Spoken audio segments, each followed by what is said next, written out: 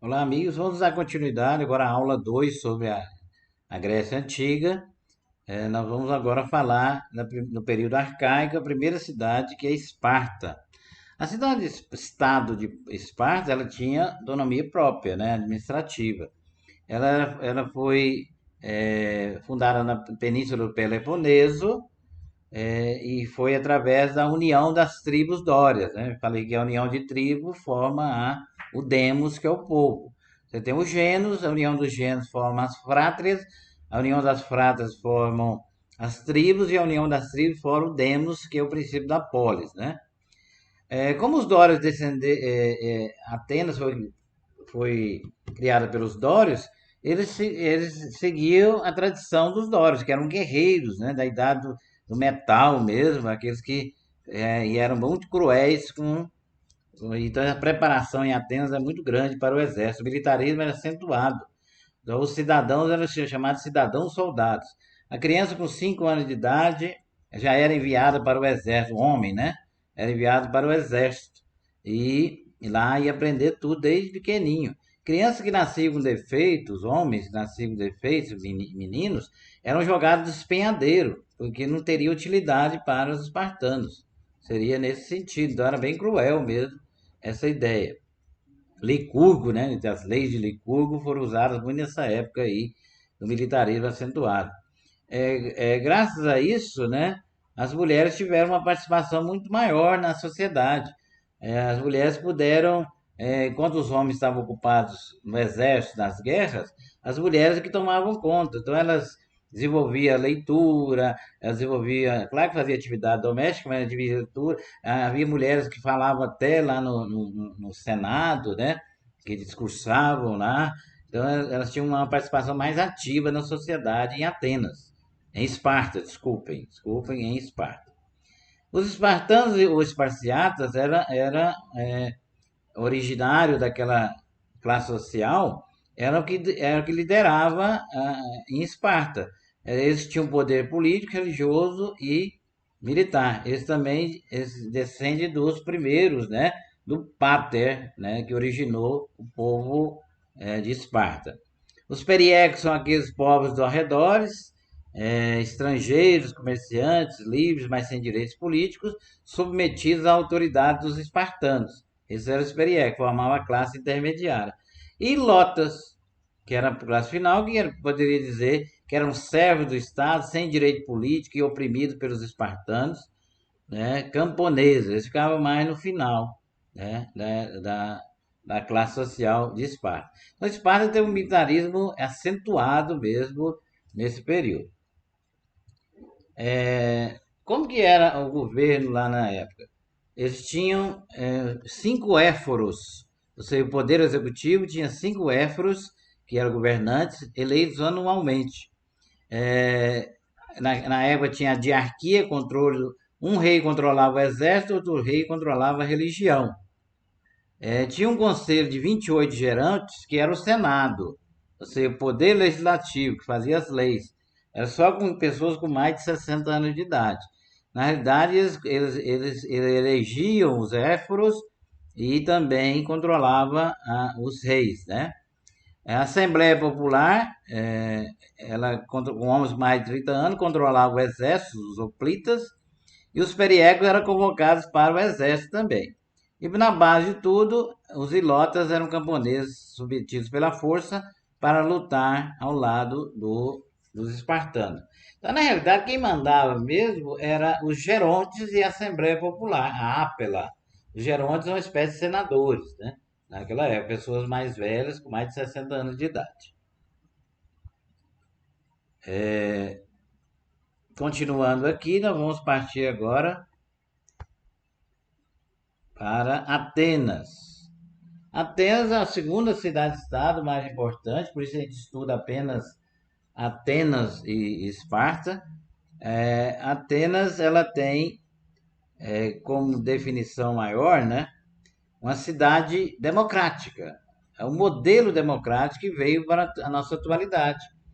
Ela foi fundada na Ática, pelos aqueus eólios e jônios, na região da Península da Ática, começou com o início oligárquico. O controle político era dos eupátridas, aqueles bens nascidos. Eles tinham 9 arcontes, né? Uns que cuidavam do exército, religião e poder judiciário. Seria esse pessoal que cuidava disso. Você tinha o aerópago, que é o controle dos arcontes, que seria uma espécie de senado também. O aumento do comércio vai redefinir as classes sociais. Atenas era muito comerciante, pela posição que ela tinha no mar Egeu, né, e no mar Mediterrâneo, ela vai ser uma grande cidade comerciante que vai enriquecer com o comércio. Então você vai ter com a nova definição, no topo da pirâmide, os eupátridas, são os bens nascidos, aqueles que possuíam as melhores terras, descendentes diretos do pater. Os demiurgos, que eram comerciantes e artesãos prósperos. Abaixo mantém os georgóis e tetas, por pequenos agricultores marginalizados. Abaixo de tudo vem os metecos aqui, abaixo dos georgóis, que são os estrangeiros.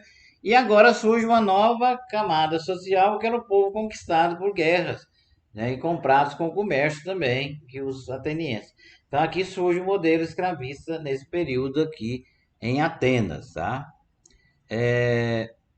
Com as reformas políticas, vamos ver aqui, ó, que culminaram na democracia, tá, do período grego. Para atenuar os conflitos em Atenas, vários legisladores tentaram fazer leis para modificar isso. Primeiro foi Drácon, que é de 621 a.C., que criou as primeiras leis escritas, bem severas para punir revoltas, uma série de coisas. Em seguida, Solon, né, outro legislador, que criou leis para acabar com a lei de escravidão por dívidas. Agora ninguém mais na Grécia seria escravizado por dívidas. Ele dividiu censitariamente a sociedade em 4 tribos: a Bulé, que seria 400 membros, a Eclésia, a Assembleia Popular para aprovar as leis da Bulé, e aí ele deu que o tribunal para julgar isso. Então você tinha os membros da Bulé que seriam administravam, criavam leis. Quem aprovava as leis era a Eclésia, como se fosse um parlamento, né? E o Elileu, que era o tribunal para julgar as diversas causas que surgissem. Pisístrato, Hiparco e Hipsias, eles eram considerados tiranos. O que é um tirano na Grécia? Eram pessoas que eram convocadas para poder governar em período de crise. Então, eles fizeram grandes obras públicas para gerar emprego e diminuir atritos. Depois vem Clístenes, esse realmente é considerado o pai da democracia. Ele fez uma democracia, claro que não é igual a nossa, viu, gente? Não é direta, indireta como a nossa, era direta. Só quem votava é quem tinha dinheiro, quem tinha posse, quem era rico. Então a democracia, ele redividiu em 10 tribos, ampliou a Bulé para 500 membros, criou 10 arcontes, um por tribo. A Eclésia passou a ter 6 mil membros, com mais poder. Criou o ostracismo, ou seja, quem deixasse de ocupar algum cargo público era obrigado a afastar de Atenas por um tempo, para não participar das decisões dos próximos. Então ele era chamado de ostracismo político naquela época. E nesse período de Cristo houve uma estabilidade social em progresso que gerou uma grande, né, prosperidade para Atenas. Na base da pirâmide, mulheres continuavam, estrangeiros e escravos continuou sem direito. Então, o cidadão que tinha direito em Atenas, quem que era o cidadão ateniense? Só homens, sexo masculino, adultos, filhos de pai e mãe atenienses, nascidos em Atenas. Se você nascesse em outra cidade, você não era considerado cidadão ateniense. E só esses, os mais ricos ainda, que poderiam participar das decisões democráticas lá. Então, a democracia era censitária. Os mais ricos que poderiam participar aí dessa política. Agora vamos entrar no outro período, que é o período clássico. O período clássico é o período de mais conturbação, de guerras. Começou com as guerras médicas, que são narradas naquele filme 300. É um filme que vocês podem assistir, que vão aprender bem. Entre gregos e persas.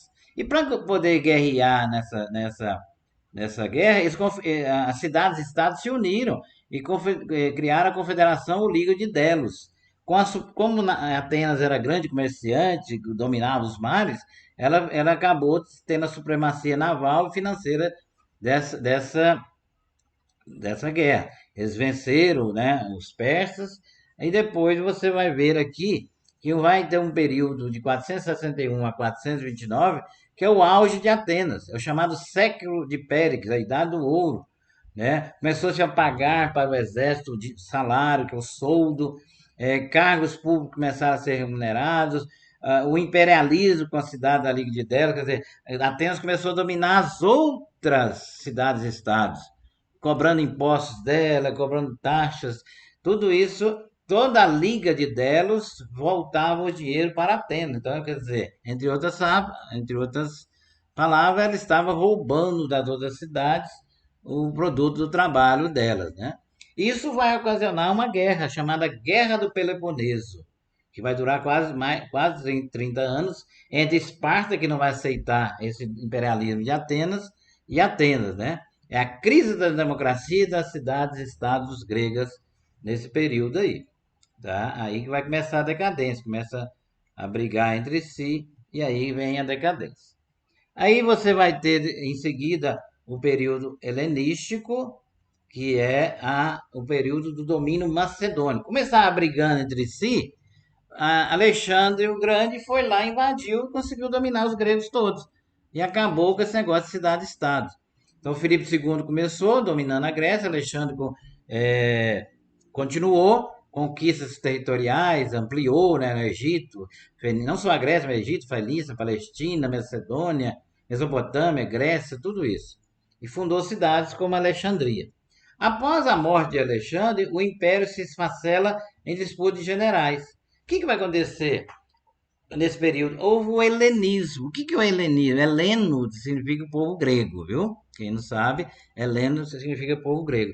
Houve uma fusão da cultura grega com a cultura oriental. Aí vai crescer uma série de coisas. Nas artes plásticas, você vai surgir o realismo, a violência, a dor, a sensualidade. Nas ciências, você vai ver surgimento do geocentrismo de Ptolomeu, Erastóstenes criou o cálculo da circunferência da Terra. Na filosofia, você vai ver Zenão com estoicismo, aceitação, Epicuro, né?